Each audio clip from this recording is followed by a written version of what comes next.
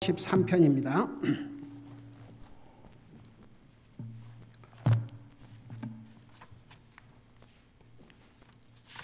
아, 44편, 시편 44편.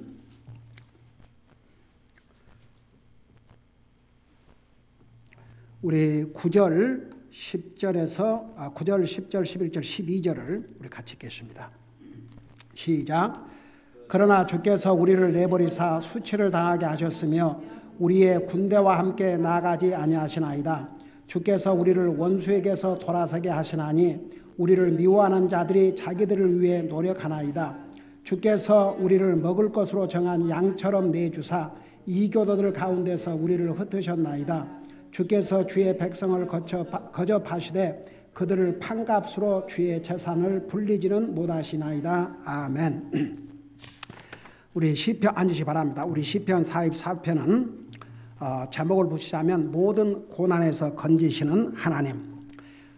여러분, 이스라엘 백성들은 국가적인 잘못, 물론 이스라엘 백성들이 다 하나님의 뜻을 어기고 우상을 숭배하는 것은 아니올시다. 그 중에는 하나님을 잘 믿는 사람들이 있었지만 국가적으로 하나님을 불순종하고 우상을 섬기고 그러다가 결국은 어떤 결과를 가져왔습니까? 자기 나라를 잃고 온 세상에 흩어짐을 당했지요. 여러분, 우리 예수님께서 십자가에 돌아가실 때 로마의 총독인 빌라도가 뭐라고 그랬습니까? 나는 이 사람에게서 죄를 찾지를 못했다 그랬습니다. 나는 이 예수님의 피에 대해서 상관하고 싶지 않다. 손을 씻었어요. 근데 도리어 유대인들이 어떻게 했습니까? 그 피를 우리와 우리 자손에게 돌리달라 저주를 자청했습니다. 여러분, 참 그 얼마나 어리석습니까? 그러니까 이스라엘은 민족적으로 정말 나라를 잃고 수많은 그 기가 막힌, 여러분 지금도요 엔티세미티즘이 왜냐하면 그 말이 어디서 나오냐면 아브라함이 셈족이거든요. 그래서 반유대인의 정서가 온 세상에 지금, 여러분 봐요. 저 몇 년 전에 파리에서 유대인이 운영하는 그 가게를 했죠. 그 미국의 이제 공공연히 이렇게, 그래서 결국은 보세요. 성경에 유대인들이 다 본국으로 돌아갈 수밖에 없는 상황이 온다고 그랬는데 그게 이제 언제 이루어지냐 그러면 7년 대환란 때 이루어져요. 그때는 유대인들이 자기 땅으로 돌아가지 않고는 살 수가 없게 됩니다. 근데 벌써 세상이 그 분위기로 가고 있어요. 그러니까 이제 이미 러시아가 무너지면서 많은 그 소련, 옛날에 소련이 무너지면서 많은 사람들이 그 본국으로 돌아가는데 그 유크레인, 한국말로는 우크리아나라 그래요. 그 유크레인. 거기서도 그 어떤 지역에서는 완전히 유대인들이 하는 사업장을 폭격하고 공격하고 그래가지고 도저히 거기서 살 수 없도록. 근데 지금 현재 유크레인 대통령이 어디 출신인 줄 아세요? 유대인 출신이에요. 예, 여러분, 그 유대인들에게는 그렇게 놀라울 일이 아닙니다. 다니엘 포로로 잡혀갔지만 바벨론은 망했지만 페르시아를 잇는 데까지 3대 왕에 걸쳐서 왕 다음과는 권력을 누렸지 않습니까? 우리 요셉 이집트에 가서 왕이 직접 그랬지 않습니까? 내가 너보다 높은 것은 이 자리 하나뿐이라고. 그래서 요셉의 허락이 없이는 정말 아무것도 할 수 없는 그런 그 파워를 줬기 때문에 여러분, 그 이스라엘 사람들은 외국에 가서 그 나라에서 파워풀한 자리에 오른 게 역사적으로 많습니다. 어떻든 간에 그래서 이제 이스라엘은 그 대가를 치루었어요. 근데 특별히 이제 44장에 보면 어떤 경우에는 이스라엘 백성들이 너무나도 고난을 당하니까 이제 하나님께서 우리를 버리셨는가, 완전히 잊으셨는가, 완전히 절망적인 상태에서 정말 어떻게 할 줄을 모르는 그런 상황이 있었어요. 근데 이제 시편 44편을 통해서 그런 고난을 당하고 있음에도 불구하고 항상 그게 우리에게도 어플라이가 됩니다. 그러니까 이 말씀을 기록해서 우리에게 주신 거예요. 그게 꼭 이스라엘 백성들에게 해당되는 게 아니라 하나님을 믿는 우리에게도 해당됩니다. 왜냐하면 여러분 그 이스라엘 백성들이 겪었던 그 고난과 똑같은 고난을 우리가 겪지 않지만 낮에 가난한 자에 대해서 얘기했지만 그래요. 우리는 먹는 것 때문에 걱정하는 상황에는 안 살지만 먹는 것만 해결된다고 해서 다른 게 다 그냥 everything is okay 그건 아니지 않습니까? 두 가지 이유 때문에 우리는 이 세상을 사는 날 동안 크고 작은 어려움을 겪게 됩니다. 먹는 문제가 아니면 다른 문제, 또 다른 문제가 아니면 다른 문제. 우리가 사는 날 동안은 항상 어려움을 겪게 돼 있어요. 그 이유가 뭐냐 그러면 첫째는 죄를 지은 죄인, 이 죄악 세상에 우리가 살고 있기 때문에 우리는 사실 하나님 은혜로 구원받고 하나님의 자녀가 됐지만 우리는 죄인입니다. 구원받은 죄인이지요. 용서받은 죄인이지요. 그 죄 때문에 이 세상은 가면 갈수록 좋아지진 않아요. 계속 악해지지요. 그래서 죄 때문에 문제가 생겨요. 그리고 이제 우리가 육신을 가지고 살고 있기 때문에 육신이 아플 수도 있고 또 사고를 당할 수도 있고 여러 가지 질병으로 고통을 당할 수도 있고 그러니까 우리가 이 땅에 사는 날 동안은 그러니까 이 세상은 완전한 세상이 아니에요. 그래서 이런저런 어려움을 겪을 때마다 어떤 자세가 필요하냐. 하나님을 안 믿는 사람들은 그런 어려움을 당할 때에 어떤 그 퍼스펙티브가 없어요. 관점이 없습니다. 어려운 그 문제 하나만 보죠. 근데 믿는 사람들은 어려운 문제에다가 포커스를 맞추는 게 아니고 하나님의 관점에서 이걸 보게 되면 도리어 어려움이 우리에게 블레싱이 될 수도 있습니다. 그 아침 성경 공부에 그 읽어줬나요? 벨라스코 성사님 그 편지에서 그 가족이 예수님 믿고 구원받고 이제 열심히 교회를 다니니까 엉뚱한 문제가 일어나가지고 나중에는 그 어머니가 점쟁이였다는데 그러니까 그걸 부인할 수는 없지만 그런 도리어 예수님 믿고 구원받고 나니까 사탄이 갖가지 방법으로 어려움을 주었지만 그 어려움 속에서 포기한 게 아니고 더 주님 열심히 섬기니까 결국은 하나님께서 그들에게 승리를 주셨다는 거 아침 우리 벨라스코 성사님 편지를 통해서 들으셨죠. 자, 그러니까 보세요. 그러니까 이스라엘 백성들에게 이런 메시지를 주시면서 동시에 우리에게도 똑같은 메시지를 주시고 계셔요. 그게 뭐냐면 그런 어려움이 올 때 첫째는 과거에 하나님께서 우리를 어떻게 어려움 상에서 건져주셨는지를 기억하라 이겁니다. 네. 그러니까 보세요. 우리가 지금까지 살아오면서 어려운 일도 당해왔지만 그렇다고 해서 우리가 죽지 않았지 않습니까? 그래도 살아왔어요. 어떻든 간에. 어렵고 힘들고 아프기도 하고 별의별 그런 어려움이 있었지만 그래서 우리가 항상 현재 고난을 당할 때에 어떤 자세가 필요하냐면 지난번 어렵고 힘든 상황에서도 저를 건져주셨습니다. 또 이 고난에서 건져주실 줄 믿습니다. 이런 자세. 그래서 이제 1절에서 3절까지는 지난날 하나님께서 고난에서 건지신 그 하나님을 생각하라는 것이고 두 번째 4절에서 8절까지 지난주에 이 메시지를 녹음하고 왔죠. 그럴 수일수록 주님만을 의지하고 주님을 찬양하고 성경에서 사실 주님을 찬양한다는 것은 전부 주님을 예배하는 것과 관련이 있습니다. Praise the Lord. 하나님을 예배하는 것입니다. 그래서 그런 삶을 중단하지 말고 계속 하라는 것입니다. 어려움이 온다고 해서 그걸 중단하지 말고 계속 하라는 것입니다. 근데 그런 어려움을 통해서 하나님이 뜻이 계셔요. 그 어려움을 통해서 믿는 사람에게는 영적으로 강한 훈련을 시키십니다. 더 주님을 의지하게 만듭니다. 그러니까 어려움이 오면 더 주님을 의지해야 돼요. 낙심하고 주님에게서 더 멀어진 게 아니고 주님을 더 붙들어야 됩니다. 그래야 여러분 이스라엘 백성들이 그 사사기에 보면 고난을 당하고 하나님을 찾고 부르짖으면 금방 그 고난에서 건져줬는데 얼른 안 부르짖었어요. 계속 더 우상을 섬기고 계속 하나님으로부터 멀어졌습니다. 점점 더 고난을 당하니까 이제 도저히 안 되니까 하나님께 부르짖을 때 하나님께서 또 도와주셨죠. 결국은 우리를 도와주실 분은 하나님밖에 없습니다. 그걸 이스라엘 백성들에 가르쳐 줬는데도 그걸 깨닫지 못하는 거예요. 그 다음에 이제 세 번째는 오늘 우리가 읽은 9절에서부터 16절까지는 우리가 이 세상 살면서 실패 혹은 패배는 하나님께서 우리를 버렸다는 의미가 아니고 오직 주님만을 믿고 의지하게 하신 하나님의 뜻이 계신다는 것. 그것을 우리가 깨달아야 됩니다. 이스라엘 백성들이 보세요. 오늘 읽은 내용을 보면 완전히 하나님께서 이스라엘 백성을 버린 것 같지요. 보세요. 그 내용을 보세요. 9절에 보니까 그러나 주께서 우리를 내버리사 수치를 당하게 하셨으며 우리의 군대와 함께 나가지 아니하시나이다. 이스라엘 백성들이 전쟁에서 패배를 했습니다. 왜? 하나님을 저버렸기 때문에. 그러니까 아무리 많은 군사를 거느리고 갔어도 적에게 패배를 당했어요. 여러분 그 신명기에 보면 하나님께서 이스라엘 백성들에게 모세를 통해서 약속을 했지 않습니까? 너가 나를 순종하면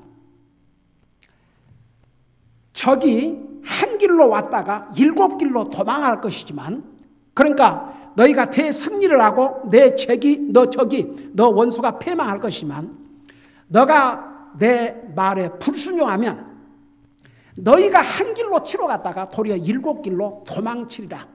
전쟁에서 패할 것이라는 걸 분명히 경고를 했습니다. 그런데 이스라엘 백성들이 그런 것을 다 경험하고 또 시간이 지나가고 새로운 세대가 오면 또 그걸 잊어버려요. 그래서 이제 지금 이들이 겪고 있는 이 상황은 지금 그런 상황이에요. 주께서 우리를 내버리사 수치를 당하게 하셨으며 우리의 군대와 함께 나가지 아니하시나이다. 하나님께서 군대와 함께, 이스라엘 군대와 함께 나가지 아니하면 전쟁에서 결코 승리하지 못했습니다. 그 다음에 이제 10절에 보니까 주께서 우리를 원수에게서 돌아서게 하시니 우리를 미워하는 자들이 자기들을 위해 노력하나이다. 그러니까 보세요. 전쟁에 갔다가 패배하고 돌아서는 거죠. 그러니까 돌아서니까 적들이 도리어 노력을 하는 거죠. 이스라엘 백성들을 이 군대를 죽이고 그 백성들이 먹을 식량과 모든 것을 이렇게 노략질하는 그런 기가 막힌 상황을 이제 당하게 된 것이죠. 11절 보세요. 주께서 우리를 먹을 것으로 정한 양처럼 내주사 이교들 가운데 우리를 흩으셨나이다. 그러니까 이스라엘 백성들에게 하나님께 수없이 경고를 했어요. 내게로 돌아오라. 내게로 돌아오라. 근데 그 하나님의 말씀에 귀를 기울이지 않았습니다. 여러분 잠깐 호세아, 신약 성경 호세아를 잠깐 펴보세요. 다니엘서 다음에 호세아.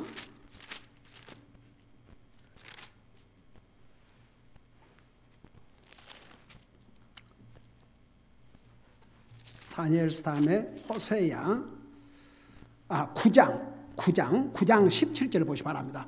다니엘서 다음 호세아 1351페이지예요.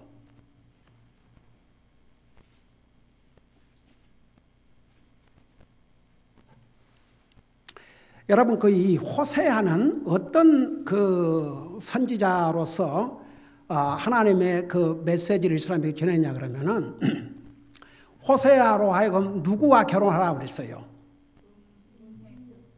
창녀와 결혼하라고 그랬어요. 왜 그랬어요? 이스라엘 백성들은 하나님과 마치 결혼한 부부 관계에서 아내와 같았습니다. 근데 이스라엘이 그 남편인 하나님을 저버리고 우상신을 섬겼습니다. 그래가지고 너희는 마치 여러분 창녀를 자기 아내가 나가서 창녀질을 했다면 그걸 다시 데리고 살겠습니까? 사람으로서는 하기 힘들죠. 근데 하나님은 이 호세아를 통해서 너희가 그랬을지라도 너희만 돌아오면 내가 다 용서하고 받아주겠다. 그러니까 우리 하나님은 사람이 아니에요. 사람이 할 수 없는 걸 하나님은 하셔요. 그걸 이 호세아를 통해서 보여주신 거예요. 너희들은 마치 결혼한 아내가 음녀짓을 했듯이 음녀짓을 했노라. 그럼에도 불구하고 너희가 회개가 돌아오면 내가 다 용서해주고 받아주겠노라. 그걸 분명히 얘기했어요. 하나님은 그런 하나님이세요. 근데 보세요. 17절 보세요. 그래서 이 호세아를 통해서 특별히 이 메시지를 전하면서 이렇게 경고를 했습니다. 그들이 내 하나님께 귀를 기울이지 아니하였으므로 그분께서 그들을 내버리시리니 그들이 민족들 가운데서 떠도는 자가 되리라. 호세아를 통해서 이 메시지를 전할 때에는 미래의 사건들이 이제 이런 일이 일어날 것이다. 너희가 끝까지 내 말에 귀를 기울이지 아니하면 하나님도 너희들을 버린다. 그래서 너희가 온 민족들 가운데로 흩어질 것이다. 근데 그렇게 됐어요. 여러분 사실 미국에 이민만 산 우리가 선택해서 미국을 왔지 우리가 한국에 쫓겨난 게 아니에요. 그러나 이스라엘 사람들은 갈 곳이 없었습니다. 포로로 잡혀가야 됐습니다. 왜? 하나님 말씀에 귀를 기울이지 않았기 때문에. 보세요. 역사는 우리에게 항상 무엇을 말하는 줄 아십니까? 이 역사의 주인공이 바로 주님이세요. 그래서 우리 주님은 The Lord of History, 역사의 주인공인데 역사를 주관하신 분이 우리 주님이세요. 결국은 역사는 주님이 하시고자 하는, 그러니까 주님의 뜻, 주님의 일을 기록한 게 역사입니다. 개인의 역사도 그렇고 세계의 역사도 그렇고. 여러분 생각해 보세요. 지금부터 3000년 전에 다니엘을 통해서 세상의 그 대제국들이 어떤 순서로 일어날 것인가를 예언했는데 그 바벨론 왕국 때 실제로 세계 역사에 나오지 않습니까? 바벨론 왕국 다음에 페르시아 왕국, 페르시아 왕국 다음에 그리고 왕국, 그리고 왕국 다음에 로마 왕국. 자, 그래서 이제 이걸 생각하면서 다시 시편 44편 보세요.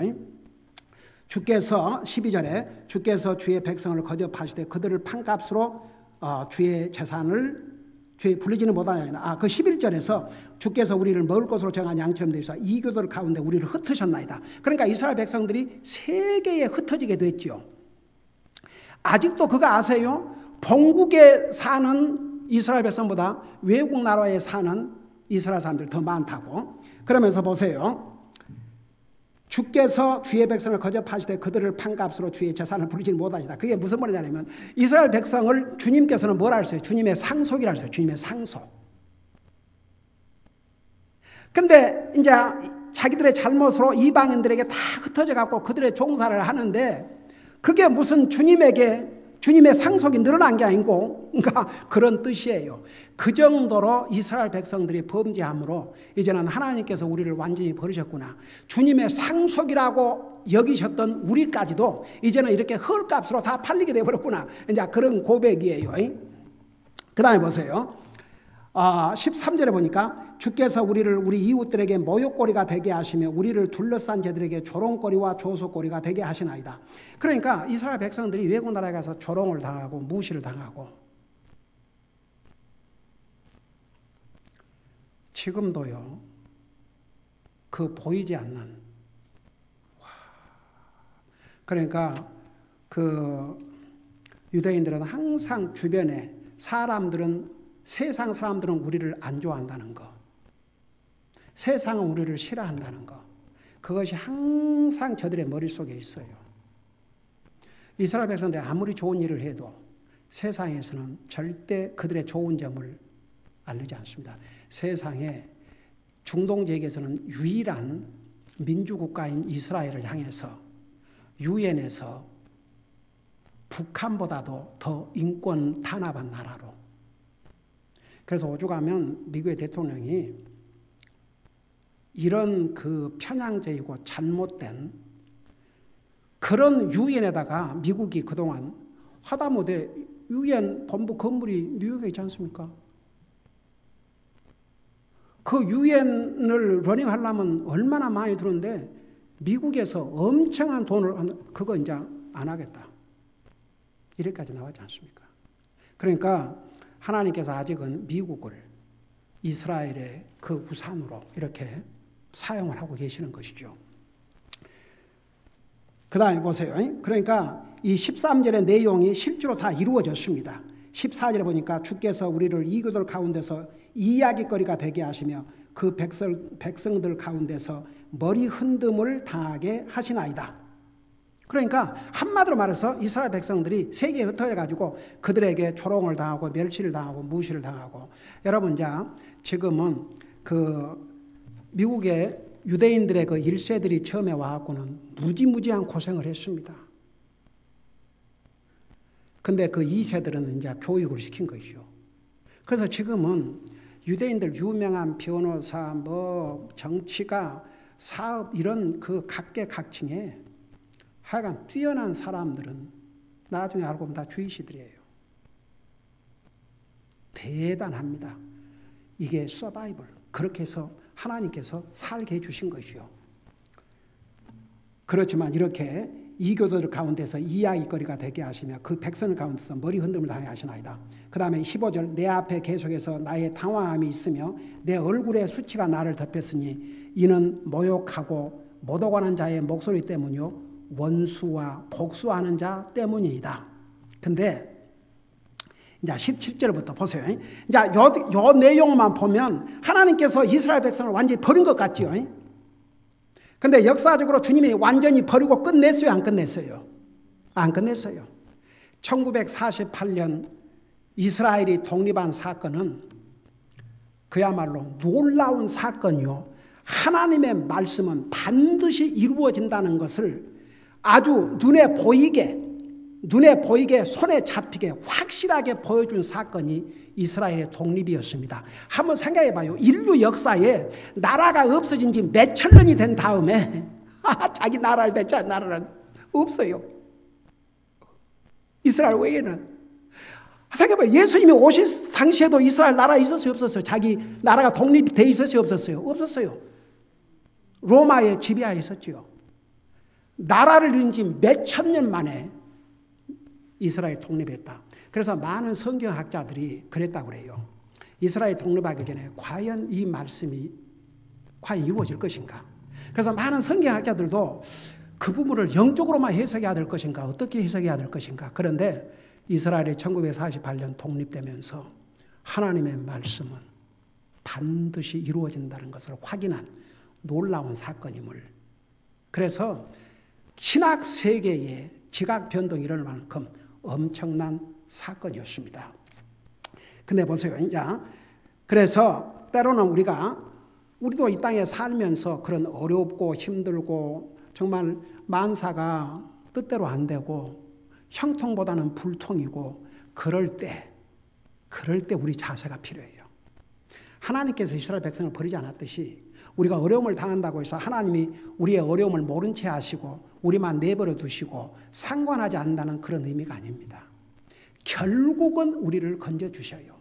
그러니까 17절부터 그 다음에 보면 결국은 우리 주님께서 건져주셨어요. 이스라엘 백성을 건져주시고 역사적으로 이스라엘 백성을 건져주시고 그래서 항상 우리가 어려움을 당하고 어떨 때는 참 눈앞이 캄캄하고 그럴 상황이 있다 할지라도 그때가 도리어 우리로 하여금 더 주님을 의지하고 더 주님을 붙들고 더 주님을 매달리는 더 주님 앞에 가까이 가는 그런 기회로 삼으면요.